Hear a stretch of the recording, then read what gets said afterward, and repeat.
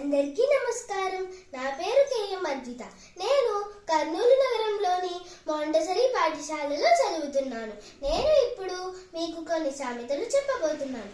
తెలుగు భాషలో సామెతలు చేర్చి మాట్లాడితే వేడి అన్నం కొత్త ఆవకాయ నెయ్యితో తిన్నంత భేషుగ్గా ఉంటుంది. అది చేసేవాళ్ళు, అనవసరమైన విషయాలు మాట్లాడేవాళ్ళు, లేని గొప్పలు చెప్పుకునేవాళ్ళు, ఇలా ఎంతో మంది మనకు ఎదురవుతూ ఉంటారు. వాళ్ళకి ఎంత చెప్పినా అర్థం కాదు. ఒకటే మాట, మింగుమెతుకు లేదు గాని మీసాలకి సంపెంగ నూనె. ఇలా ఒక్క సామెతతో కట్టిపడేయచ్చు. మీకోసం మరిన్ని సామెతలు. ఢిల్లీకి రాజైనా తల్లికి కొడుకే అనగా ఎంత గొప్ప స్థాయిలో ఉన్నా సరే ఒక తల్లికి కొడుకేగా.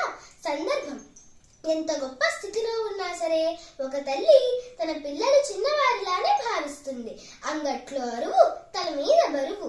అంగడి అనగా సరుకులు కొనే దుకాణం.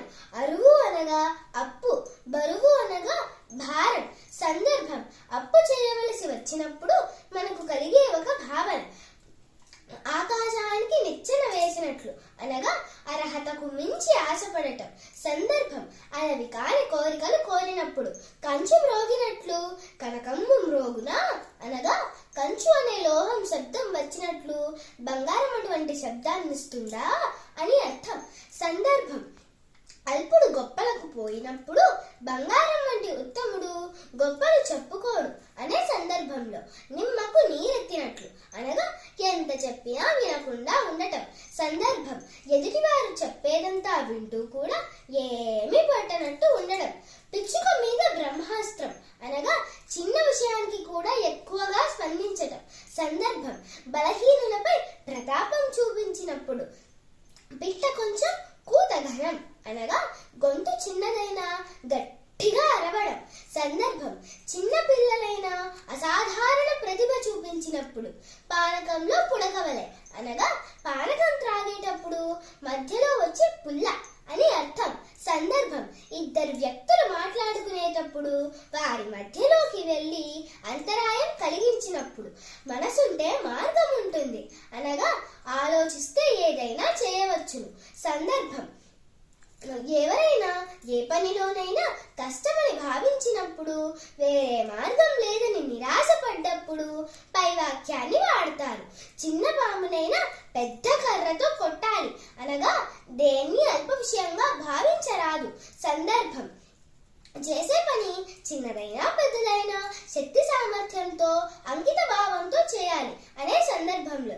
ఎక్కడున్నావే గొంగలి అంటే వేసిన చోటే ఉన్నాను అని అన్నదట అనగా ఎదుగు బొదుగు లేనప్పుడు. సందర్భం, ఏ పని మొదలుపెట్టినా అది ముందుకు సాగనప్పుడు. మొక్కై వంగనిది మానే వంగునా అనగా మార్పు అనేది చిన్న వయసులోనే రావాలి. సందర్భం, పిల్లలకు వారి బాల్యం నుండే మంచి చెడు నేర్పుతూ వస్తున్నప్పుడు. చేసిన పాపాలకు పెట్టిన దీపాలకు సరి అనగా చెడుని పోగొట్టుకోవడానికి చేసే మంచి పనులు ఎక్కువ ఫలితాన్ని ఇవ్వవు. సందర్భం, చేయకూడని పాప పనులన్నీ చేసి తీర్థయాత్రలు చేయడం వల్ల ప్రయోజనం ఉండదు. తుమ్మితే ఊడిపోయే ముక్కు ఎన్నాళ్ళుంటుంది అనగా సహజ బల సంపద లేని విషయాలు కలకాలం నిలవవు.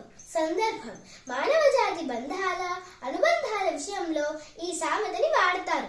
ఏరుదాడి తప్పదలబెట్టినట్టు అనగా సహాయం తీరాక అవసరం చేసిన వాళ్ళని నాశనం చేయటం. సందర్భం, సహాయం చేసిన వారి పట్ల కృతజ్ఞత చూపించటం. మా తాతలు నేతులు తాగారు, మేము వారి మూతులు వాసన చూస్తున్నాము అనగా సొంత ప్రతిభ లేకపోవడం. ఎక్కలేని చెట్టు మీద కొక్కిరాయి గుడ్డు పెట్టిందట అనగా ఎక్కలేని చెట్టు మీద ఏది గుడ్డు పెడితేనేమి, అది మనకందరు కదా, అలా నిరుపయోగమైన పని అని అర్థం. దొంగలు పడ్డ 6 నెలలకి కుక్కలు మొరిగినట్టు అనగా ఏదైనా ఒక సంఘటన జరిగినప్పుడు వెంటనే స్పందించకుండా మరెప్పటికో స్పందించినప్పుడు. అమ్మడి తాగేవాడికి మీసాలు వత్తేవాడు ఒకడు అనగా చేసే చిన్న పనికి అధిక సహాయాన్ని కోరడం.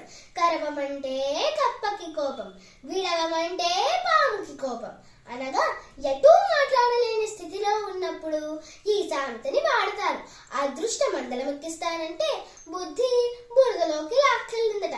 అనగా మన జీవితాన్ని పైకి తీసుకువెళ్లే అవకాశాలు వస్తున్నా కూడా వాటిని అందిపుచ్చుకోకుండా సమయాన్ని వృధా చేస్తున్న సందర్భంలో. ధన్యవాదములు.